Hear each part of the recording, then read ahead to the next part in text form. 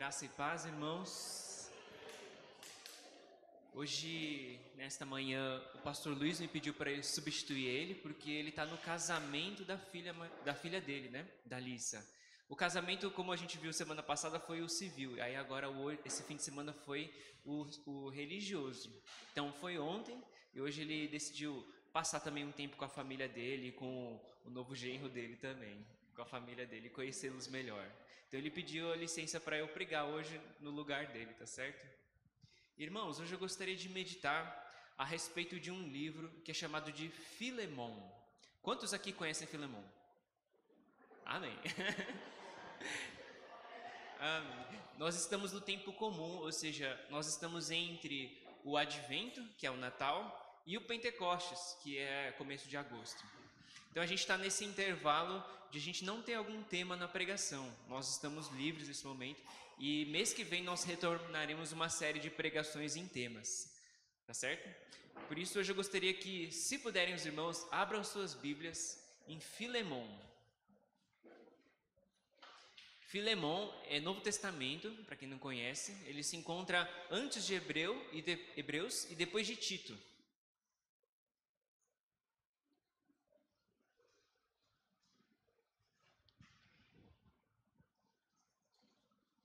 Conseguiram?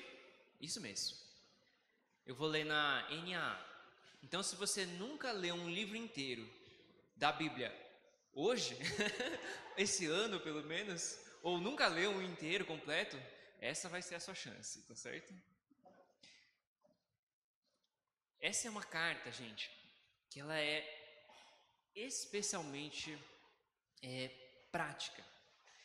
Normalmente Paulo ele constrói uma carta doutrinária bem robusta assim, mas esse ele faz o oposto, é extremamente prática e extremamente curto também.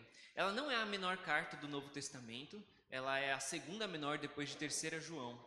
Tem 1 capítulo e 25 versículos. E antes de a gente trabalhar versículo por versículo, eu gostaria de só dar um resumo geral do que é Filemon.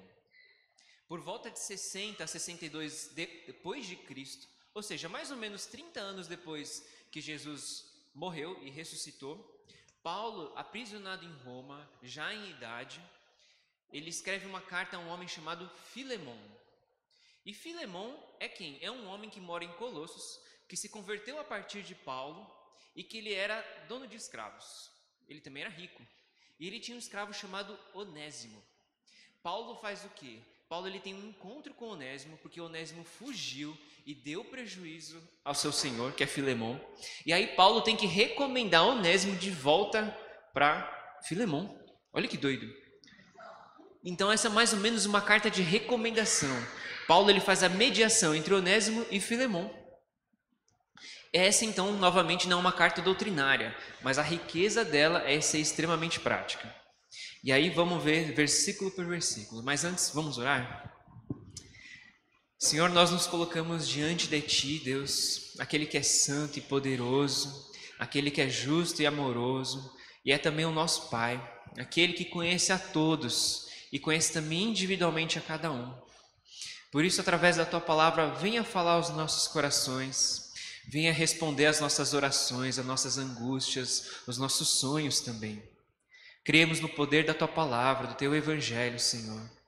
Cremos no poder da mensagem do Evangelho para as nossas vidas. E queremos, Deus, estar disponíveis, dispostos, abertos ao Senhor, para que o Teu Espírito venha testificar de Cristo em nosso coração.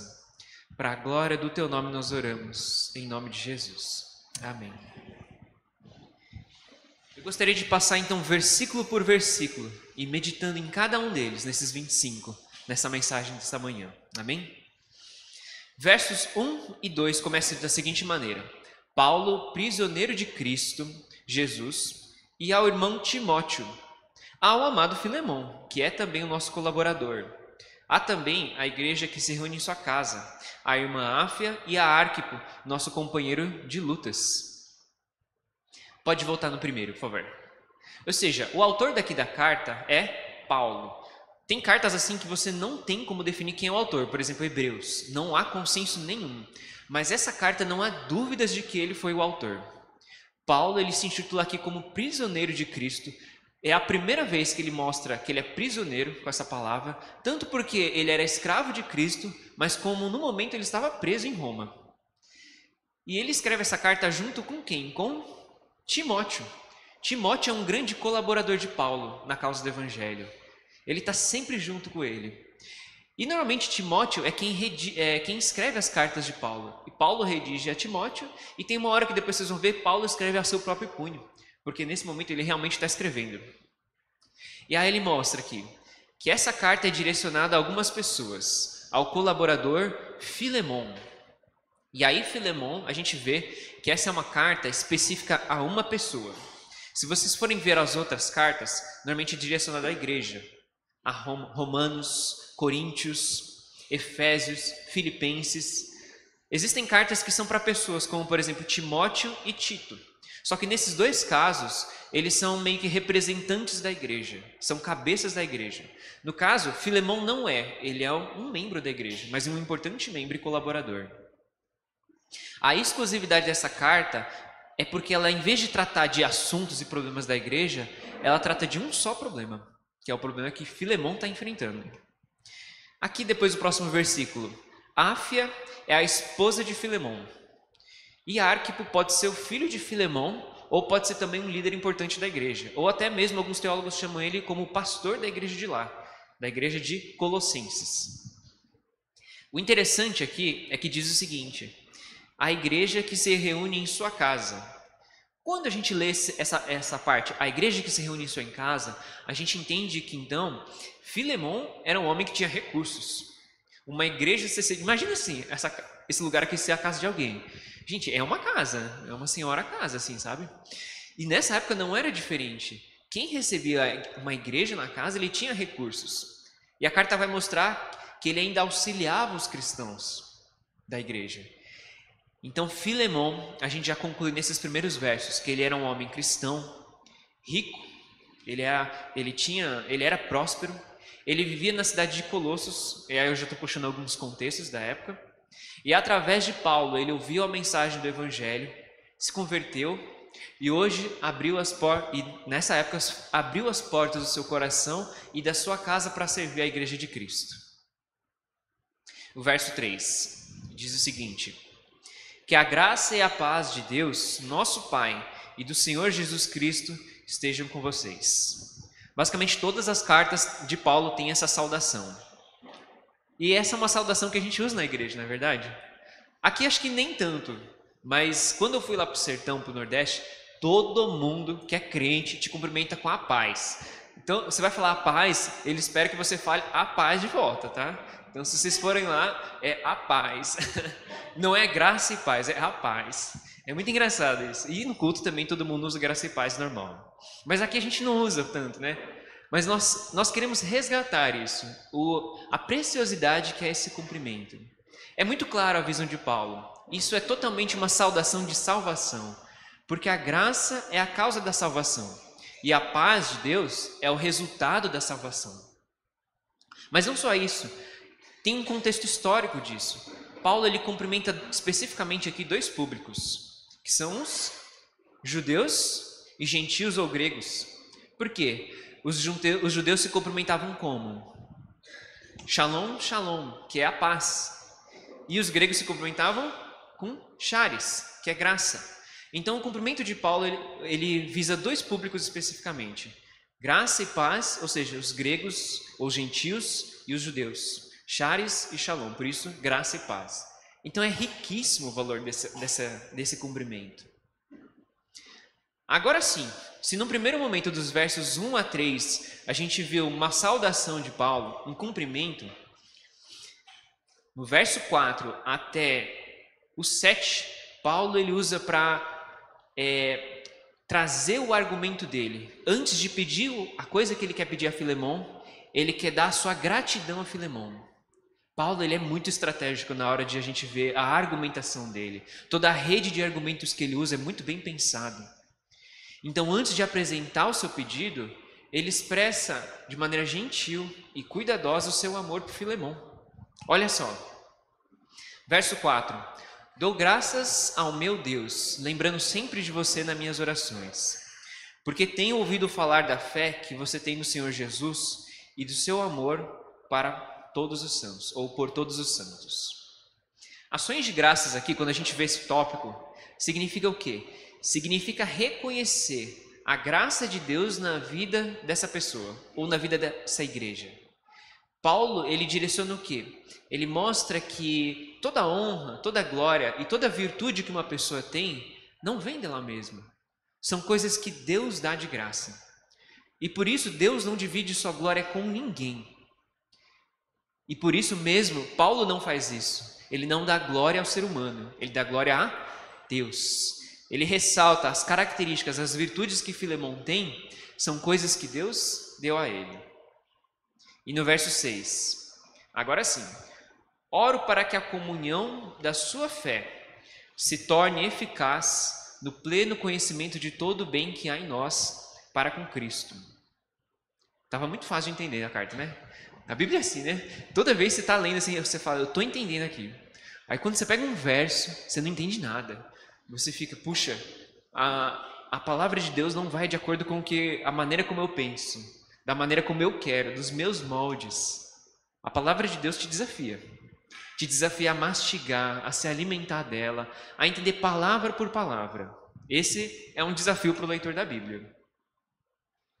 Ou seja, olha só que interessante. Eu oro, ou seja, Paulo está orando por Filemon. Para que ele está orando para ele? Por que ele está orando para ele? Para que a comunhão da fé de Filemon se torne eficaz no quê? No pleno conhecimento de Cristo, em relação a Cristo. A chave é entender aqui koinonia, que é a palavra comunhão, que significa muitas coisas. Pode significar generosidade, como Filipenses usa, pode significar a misericórdia, pode significar o companheirismo, a cooperação que Filemon tem na causa do Evangelho. Ele está dizendo o seguinte, que toda essa rede, toda essa virtude, tudo isso que Filemon tem ajudado no avanço do Evangelho, através da sua generosidade, através do que ele tem feito, ele está orando para que isso ajude ele, seja instrumento dele entender quem é Cristo. Deu para entender? Ele está orando para que essa comunhão, essa koinonia, ajude a entender aquilo que há de mais precioso que é Cristo. Que ele venha entender de uma maneira visceral, uma maneira mais profunda, todas essas coisas que Cristo faz na vida do ser humano. Ou seja, ele quer que Filemon tenha uma experiência mais profunda das bênçãos que Cristo tem para ele. Olha que interessante. Cristãos aqui, nós aqui, irmãos em Cristo, toda generosidade, toda bondade, toda hospitalidade, toda boa ação, ela nunca é um fim em si mesma. Já pararam para pensar? Para o mundo as pessoas se contentam em fazer o bem, mas para nós é um instrumento de a gente entender quem Cristo é de maneira mais profunda. E até mesmo nas dores, nas marcas que a gente ganha na igreja, marcas de dor às vezes, são marcas de Cristo. Quando a gente recebe alguém em nosso lar, quando a gente é generoso, nós entendemos mais de Cristo. Ele não é um fim em si mesmo, ele promove a glória de Deus. Essa é a graça de Deus. E é isso que Filemon está orando, é isso que Paulo está orando por Filemon, para que isso não seja vão, mas seja útil no pleno conhecimento de Cristo. Como a palavra de Deus diz, é melhor dar do que receber, porque aquele que dá, ele é às vezes mais edificado do que aquele que recebe. É o mesmo princípio de missões. Aquele que abençoa participa da missão. Verso 7. Pois, irmão, o seu amor me trouxe grande alegria e consolo, visto que o coração dos santos tem sido reanimado por você. Ou seja, esse instrumento, essa koinonia que Filemon tem sido um instrumento de Deus para a edificação da igreja. Que maravilha! Filemon não era um homem qualquer. Ele é aquele irmão, sabe, que aquela presença, só o testemunho dele já é impactante. Você ama estar junto dessa pessoa. Ele edifica nas suas palavras. As palavras dele não são vãs. Ele sempre fala aquilo que edifica os irmãos. Ele é um instrumento poderoso de Deus, mesmo com as suas limitações, mas naquilo que ele tem, ele usa para a glória de Deus.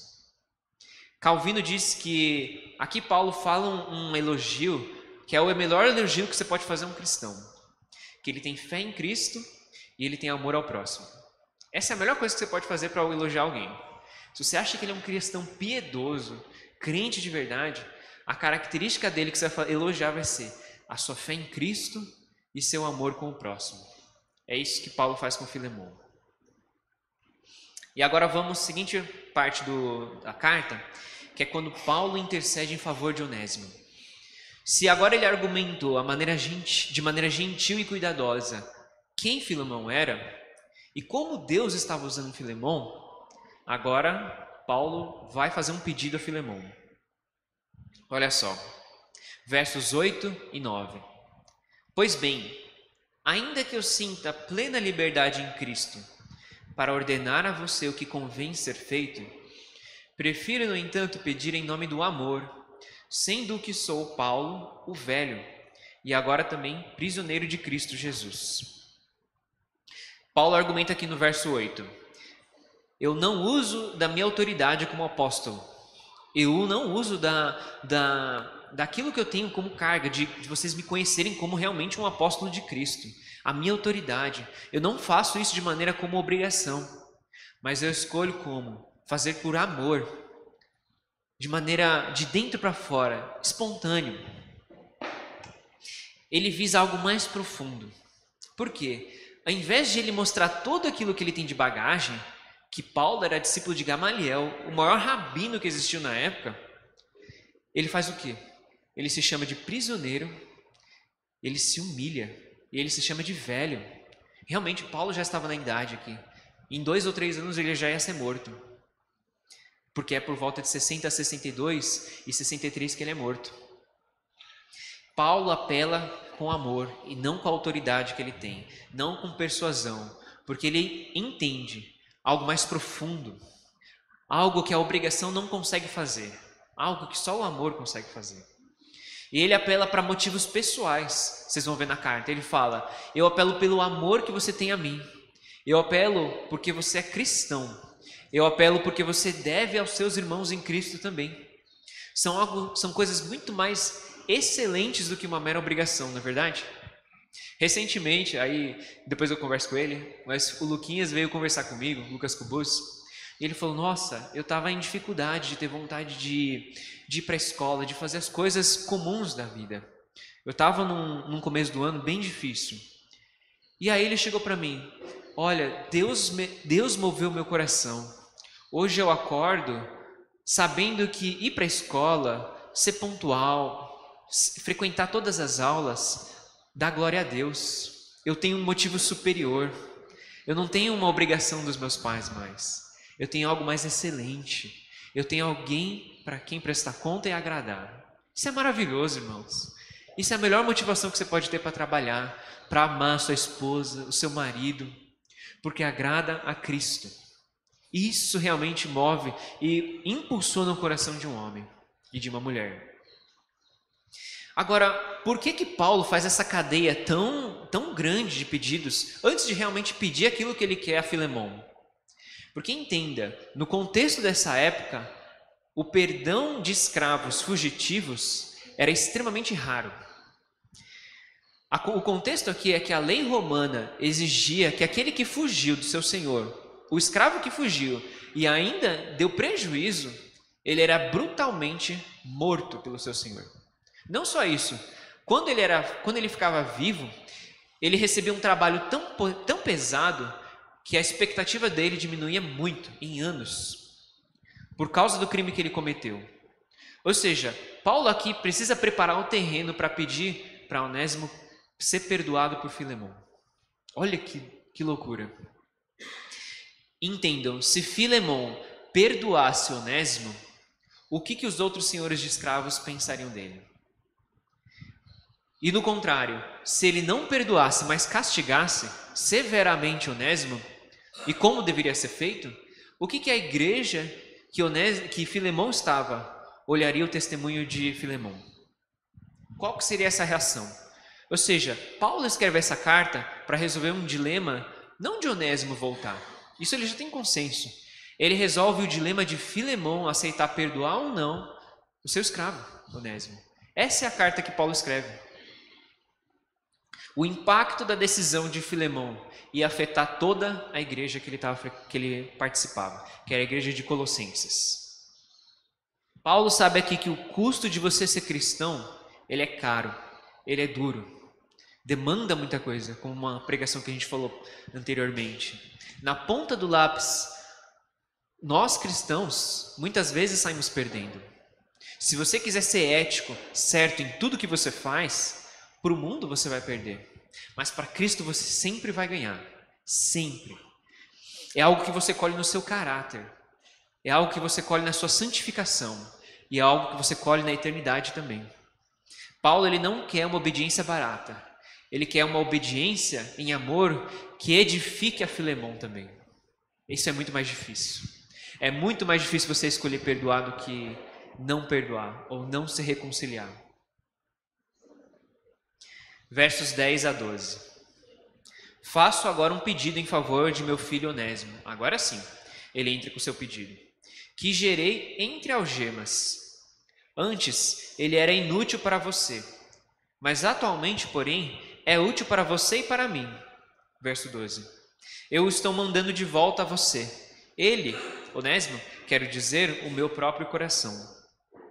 Verso 10 aqui então, de novo. Faço um pedido ao meu filho Onésimo, que gerei entre algemas. Ou seja, Paulo estava preso, mas a mensagem do evangelho não estava presa. Deus usava Paulo até mesmo na prisão. Onésimo não estava preso, e mesmo assim, a gente entende pelo contexto que uma hora Onésimo fugiu do seu senhor.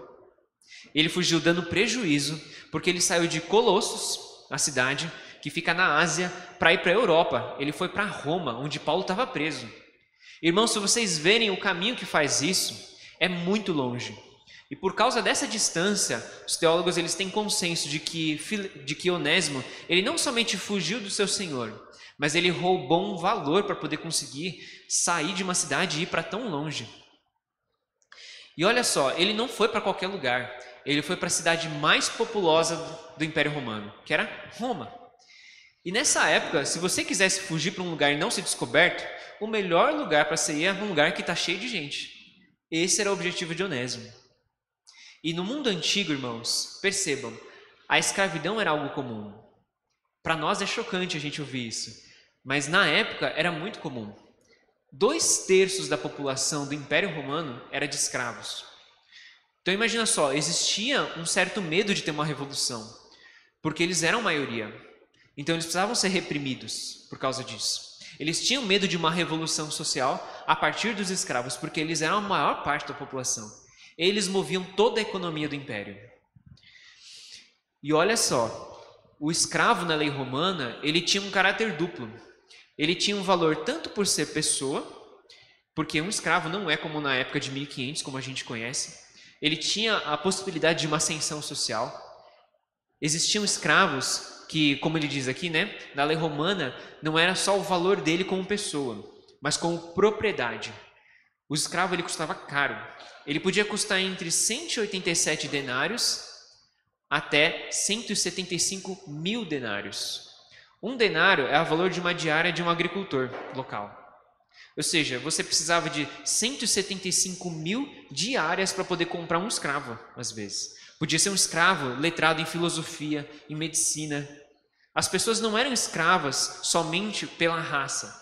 Não era pela raça nessa época. Era por raça também, mas principalmente por motivos econômicos. Quando ele entrava em uma dívida, quando ele não podia pagar, quando ele era vítima de guerra de um país conquistado, ele se tornava escravo também. Então o escravo podia ser algo muito caro. Então entenda, Onésimo, só o fato de ter ele fugido de Filemão, de seu senhor, foi um preço muito caro pago por Filemão. E aí, Paulo vê provisão divina nisso. Ele mostra que ele se encontrou com ele em prisão, porque ele foi filho que gerei entre algemas, e agora ele se torna útil. Por que Paulo fala útil? O leitor dessa carta aqui, inicialmente, ele poderia dar uma risada nessa época. Porque o que ele está falando aqui? Que antes ele era inútil, mas agora ele é útil. O nome Onésimo, que vem do grego, significa útil. Então Paulo está fazendo um trocadilho aqui. Ele está falando se antes ele era inútil, e de maneira cuidadosa ele está falando isso, porque realmente Onésimo deu prejuízo ao seu senhor, ele está falando agora ele vai ser útil. Agora ele realmente vai ser útil, verdadeiramente ser útil. Não porque ele vai ser obediente, mas porque ele vai ser temente a Deus, porque ele vai ser temente a Cristo. Por causa dessa condição, por causa dessa nova condição, ele vai ser útil de verdade. Eu sempre lembro da pregação da Rayane uma vez, que ela pregou em Isaías 6, que ela diz sobre santificação. O que significa santificação? Que é o que Deus faz com os cristãos. A santificação, a gente sempre remete à imagem do Antigo Testamento. Deus, quando ele construiu o tabernáculo, quando ele deu as orientações para Moisés construir a Arca da Aliança, o instrumento que Deus faria a sua presença santa, fazer parte de um povo que não era santo, que era pecador, sujo, a maneira de Deus fazer isso era consagrando, separando coisas especiais para o seu uso. Então Deus santificava objetos que iam entrar na arca, que iam entrar na tenda, que iam entrar no tabernáculo. Deus santifica não só pessoas, mas objetos para o serviço de Deus. Então, santificação ou ser santo significa ser separado. Essa é a essência da palavra. E à medida que a gente cresce na comunhão dos irmãos, na fé em Cristo, Cristo nos santifica. Ou seja, não é que ele tira pecado, isso faz parte, é consequência, mas é que ele nos separa dos outros. Ele nos separa para uso especial. Portanto, todos aqueles que são santificados são usados por Deus. O processo natural de um cristão, irmãos, que se santifica, é ser usado. Entendam, é isso que Deus quer com a sua vida. Se Ele santifica você, se Ele separa você, é porque tudo que Deus separa, Ele usa. Esse é o princípio da santificação. E agora, Onésimo ia ser útil, porque agora ele estava separado para o Senhor. E aqui ele diz, receba Onésimo de volta como escravo, como se fosse o meu próprio coração. Vou explicar no verso 17 melhor isso. O verso 13. Eu queria conservá-lo comigo, para que ele me servisse em seu lugar nas algemas que carrego por causa do Evangelho. Ou seja, Paulo teve um servo que foi Onésimo, o escravo que se converteu, e que ele é citado na igreja de Colossenses como um homem útil, um homem que foi enviado a serviço.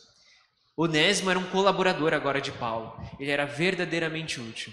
E agora que ele seria enviado a Filemão de volta, ele ia ser usado por Deus para isso, e na vida do seu Senhor. Verso 14. Mas não quis fazer nada sem o seu consentimento, para que a sua bondade não venha a ser como que uma obrigação, mas algo que é feito de livre vontade. Entenderam? Paulo não quer que seja uma obrigação, ele quer que algo seja algo espontâneo. Mesmo ele tendo vontade de separar Onésimo para si, Paulo faz aquilo que é correto, aquilo que é certo, aquilo que só Deus pode fazer. A reconciliação, irmãos, não é algo natural. O perdão, a graça, o arrependimento, que é você amar aquele que te ofendeu, aquele que te prejudicou, não é algo natural que você consegue fazer. É algo sobrenatural. Se não for o próprio Deus intervindo no seu coração para você amar aquele que te prejudicou, você vai estar fingindo. Você está fingindo ser alguém, fingindo perdoar. Você vai estar esquecendo ao invés de amar. O caminho daquele que antes era, às vezes a gente chama de aquele que vive no mundo, ele se consagra ao Senhor. O arrependimento daquele que vive na vida de prazeres é agora alguém que tem prazer em Cristo. Aquele que odeia o irmão, ele vai fazer o quê? Não é perdoar somente, é amar. O arrependimento daquele que odeia é amar o irmão. Isso é muito precioso. Ou seja, não há compreensão dessas verdades que são essencialmente teológicas sem Cristo. É algo que só um cristão consegue fazer verdadeiramente, por intervenção de Deus e não por capacidade humana. Se você não consegue perdoar o seu irmão, é porque você não entendeu o que Cristo fez pela sua vida. Por isso, ore para que Deus inflame o seu coração, te dê uma compreensão mais profunda do que Cristo fez.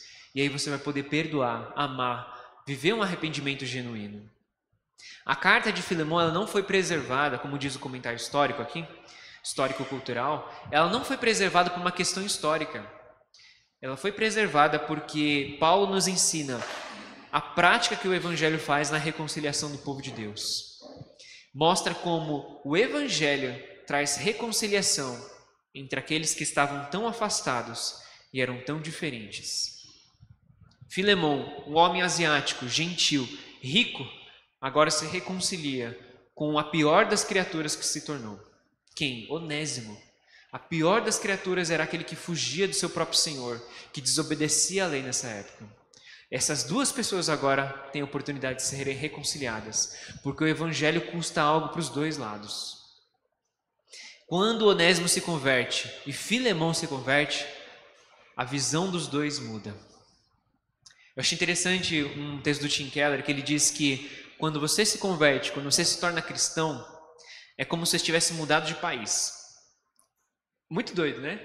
Quando você está no outro país, você vê uma outra língua que não é sua, você vê hábitos e costumes que não são seus, você se sente literalmente um estrangeiro, um estranho. E é isso que o cristão é. Ele é um estranho para esse mundo. Você não consegue mais ter afinidade com as coisas desse mundo. Você não ama mais as coisas desse mundo. Você ama as coisas de outro mundo, de outro país, do seu país. Olha só, Paulo recomenda a Onésimo a voltar a ser escravo de novo. Entenderam? Para a nossa cultura isso é intragável. Como assim? Você voltar a ser escravo, você voltar àquilo que você conseguiu fugir. É isso que Paulo está dizendo.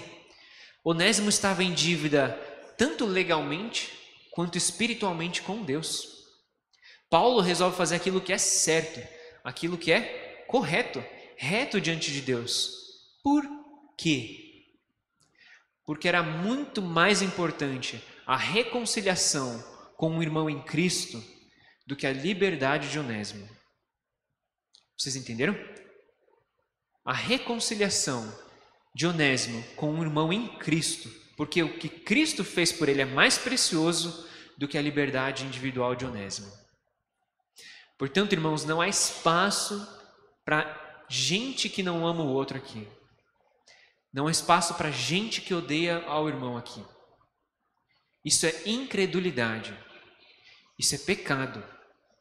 Paulo confronta seriamente aqui. Se você não perdoar, você vai estar vivendo uma vida inteira de dívida com Filemão? Não, com Deus. Muito pior do que uma dívida com o irmão, uma dívida com Deus. Paulo sabe o que é certo. Reconciliação é mais importante do que sua liberdade individual. Para a nossa cultura, a liberdade individual é muito mais importante. Sabe por quê? Eu gosto de uma analogia muito legal. É de uma outra temática, a temática do casamento. Que a gente descobre esse dilema hoje entre lei e amor, lei e liberdade. O mundo vai dizer hoje que você não precisa de um papel que testemunhe o seu amor. Você não precisa de algo legal para provar que você ama uma pessoa. Você pode conviver com ela. O seu amor é muito mais do que algo legal. Não é esse o lema? Hoje as pessoas não escolhem mais ter algo civil. Eles escolhem ter somente uma cerimônia simples. Eles escolhem somente ter um relacionamento, porque é isso que importa. O que importa é o que você sente. Mas nisso não há liberdade. A liberdade existe quando existe um papel que é um testemunho de Deus para os deuses e para os outros homens. Isso é liberdade. Por quê? A liberdade está nesse papel, está na lei. A liberdade existe quando existe lei. Imagina só, quando você erra com outra pessoa, que isso sempre vai acontecer, a outra pessoa vai ser o quê?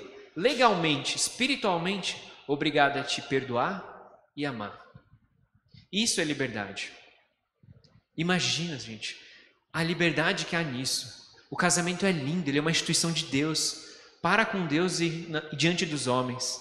Porque mesmo se você errar, você é perdoado, você é amado. E todo mundo vai errar no casamento. Agora, aquele que não tem um papel, aquele que não há lei, ele está num constante conflito de que se uma hora ele errar, ele não vai ser perdoado. Ele vai ser descartado. Isso não é liberdade. Isso é ser escravo. É uma tensão infinita, eterna, de você, qualquer coisinha, das menores para as maiores, se você fizer errado, você não vai ser perdoado. Você vai ser descartado. Não há liberdade sem lei. O casamento promove a verdadeira liberdade de você errar e ser amado e perdoado. E nisso você crescer. É lindo. Olha só, Onésimo agora se torna verdadeiramente livre, se sujeitando à escravidão novamente. Sendo primeiramente escravo de Deus e depois escravo de Filemon. Isso era mais importante do que tudo. Verso 15. Talvez ele tenha sido afastado de você temporariamente, a fim de que você o receba para sempre. Ele está falando basicamente aqui, olha, eu não estou descartando o que Onésimo fez. Ele realmente fugiu de você, Filemon. Ele te causou um custo, um prejuízo. Mas isso, mesmo assim, Deus usou para a sua glória. Deus usou o caminho ruim que ele tomou para algo mais excelente. O que foi? A conversão de Onésimo. Porque agora ele o teria para sempre como irmão.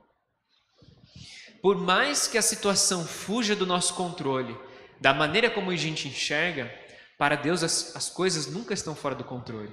Sempre estão das maneiras de Deus. Muitos perguntam, pastor, é possível?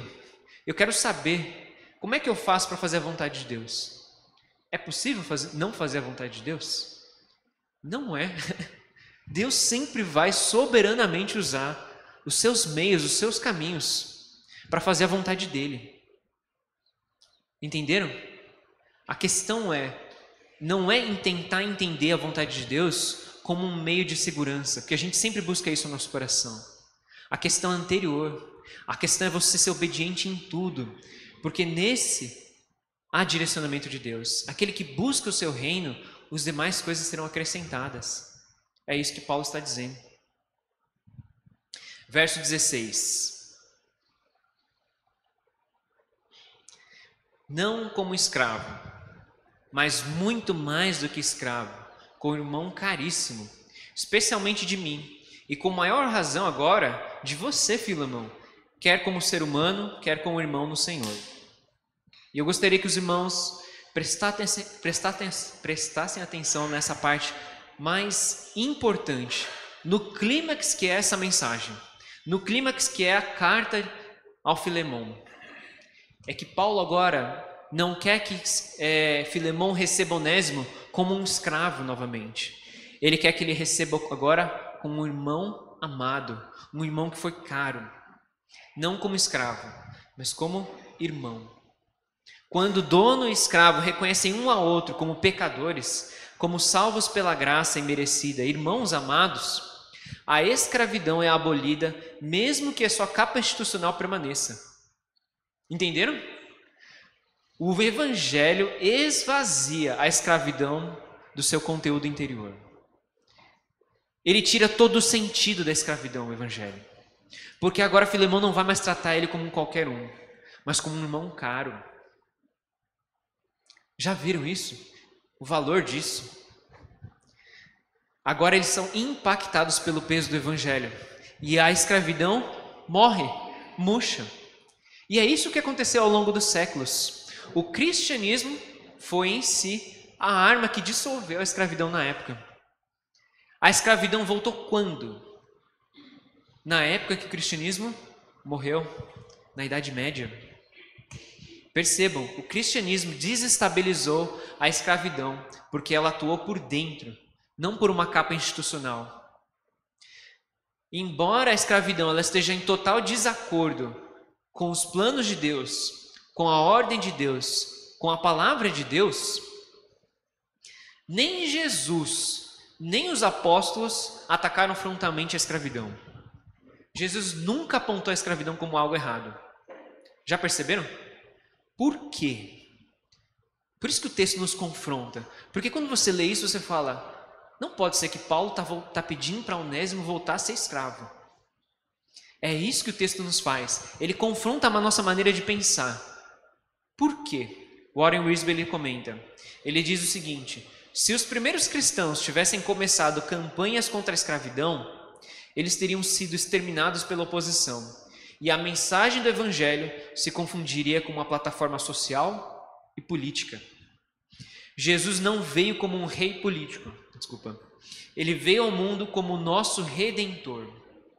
Ele não veio mexer com estruturas culturais meramente. Ele veio mexer com a nossa alma, com o verdadeiro problema do ser humano, algo espiritual, algo que só Deus pode fazer. Ele veio para nos reconciliar com Deus. E pessoas reconciliadas com Deus conseguem mover a cultura. O que eu estou querendo dizer, irmãos? A igreja hoje, a gente se sente ameaçado por várias pautas, não é verdade? Pautas de ideologias, pautas de políticas, pautas de tantas coisas. Nós somos tentados a achar que de maneira política ou social nós iremos resolver as coisas do mundo. Eu não estou dizendo que isso não é importante. Não, cristãos precisam estar na ciência, na política, na justiça social. Mas isso não é suficiente. Essas não são as nossas armas. Todas essas capas institucionais, elas se esvaziam diante da mensagem do Evangelho. Essa é a verdadeira mensagem de libertação. Isso é ser verdadeiramente liberto. A fé cristã, ela supera barreiras que socialmente a gente acha intransponível. Entendem? Se você, por exemplo, tem um amigo homossexual, LGBT, que você não ama, é porque você ainda não está entendendo que o evangelho é mais profundo do que uma capa institucional. A conversão de um homossexual não torna ele heterossexual. Não é isso que Cristo faz. Cristo faz o quê? Ele reconcilia ele com Deus. É isso que você deve fazer como um cristão. Não é tentar transformar ele em outra criatura, por exemplo. Mas isso é só uma pauta, irmãos. Essa é a beleza do Evangelho. Ele dá dignidade ao ser humano. Ele torna o ser humano no seu lugar. No seu lugar diante do pecado dele, da falha dele e diante de Deus.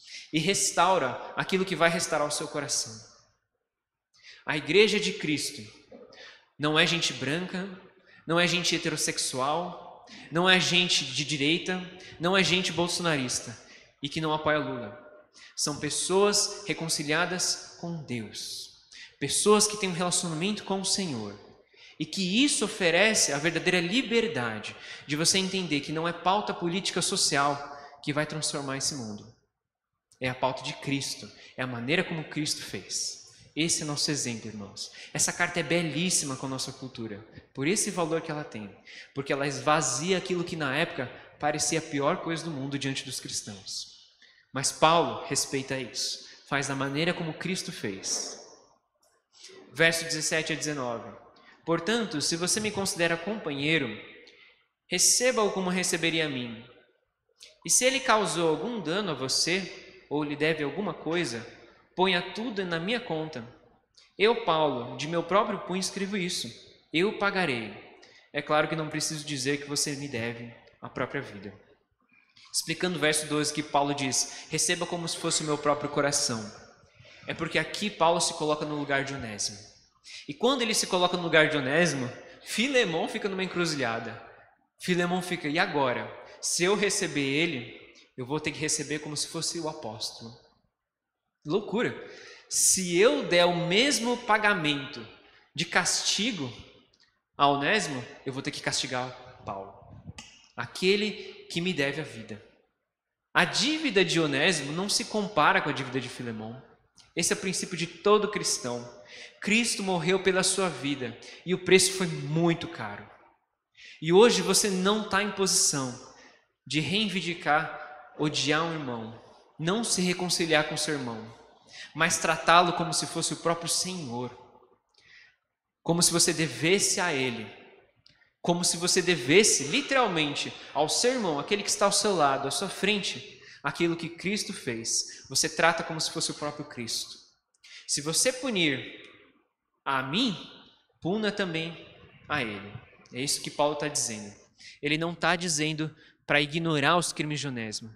Ele está dizendo, coloque tudo na minha conta. Você deve a própria vida. Verso 19, de novo, né? Eu recebo a mim e escrevo de próprio punho. Aqui no caso, realmente, Paulo estava redigindo ao invés de Timóteo, para provar que era ele. E isso é muito semelhante àquela parábola que a gente conhece do servo impiedoso, aquele servo que tinha uma dívida infinita com seu senhor, mas que ele tinha um outro homem devendo a ele e ele escolheu não perdoar. E a resposta dessa parábola que Jesus diz é o quê? Assim também o meu Pai que está no céu fará com vocês, se do íntimo não perdoarem cada um do seu irmão. Transliterando, Deus está falando o seguinte, quer dizer, Jesus está falando o seguinte: Deus será duro com você na mesma medida com que você foi duro com o seu irmão. Pesado demais. E verso 21, concluindo agora. Certo como estou da sua obediência, eu escrevo a você, sabendo que fará mais do que estou pedindo. E ao mesmo tempo, prepare-me também pousada, pois espero que por meio das orações de vocês eu lhe seja restituído. Paulo está confiante, plenamente, com certeza, de que Filemon vai agir da maneira correta e justa diante de Deus, não porque ele é um bom homem, não porque ele é um presbítero, não porque ele é um líder da igreja, não porque ele é rico, mas porque ele é temente ao Senhor. Porque quando ele é temente ao Senhor, ele faz aquilo que é reto diante de Deus. E ele conclui a carta revelando que ele deseja viajar novamente para Colossos quando ele sair da prisão e passar um tempo lá. E ele envia saudações dos outros irmãos, que é Epáfras, prisioneiro comigo em Cristo Jesus, Marcos, Aristarco, Demas e Lucas, meus colaboradores, mandam saudações a vocês. E ele termina com a bênção no verso 25. A graça do nosso Senhor Jesus Cristo esteja com o espírito de todos vocês. Paulo começa a carta com graça e termina com graça. É isso que emoldura a carta. A ação de Filemon ia ser graça com Onésimo. A ação de Paulo foi graça com Filemon. Essa é a carta da graça, da reconciliação. E a tradição declara que Onésimo ele se tornou, depois da sua alforria, ele foi recebido por Filemon, foi alforriado, liberto, e ele virou mais tarde bispo da igreja de Bereia. Um importante pastor nesse lugar. Amém? Vamos orar? Senhor, diante do que Cristo fez pelas nossas vidas, nós não podemos te negar, nós não podemos negar o nosso amor ao nosso irmão. Queremos, Deus, que da mesma maneira como o Evangelho impactou Onésimo, impactou Paulo, impactou a Filemon, que esse mesmo Evangelho emoldure as nossas vidas, a maneira como a gente lida com as questões do mundo, a maneira como a gente acha que vai resolver as coisas. O Senhor já nos proveu algo mais excelente. O Senhor já nos deu aquilo que é a resposta aos corações de todo ser humano. Ajuda-nos, Senhor, a não prestarmos conta do sangue daqueles que nós poderíamos pregar o Evangelho. Ajuda-nos, Senhor, a termos ousadia, coragem, a pregar essa mesma Evangelho de Cristo a todas as criaturas. Dá-nos, Senhor, essa graça, Pai. Dá-nos essa graça também de sermos reconciliados um com os outros como irmãos. Irmãos em Cristo, Deus. Aquilo que o Senhor comprou com seu alto sangue, por alto preço, Deus. Te agradecemos e oramos confiantes em Ti, no poderoso nome de Jesus. Amém.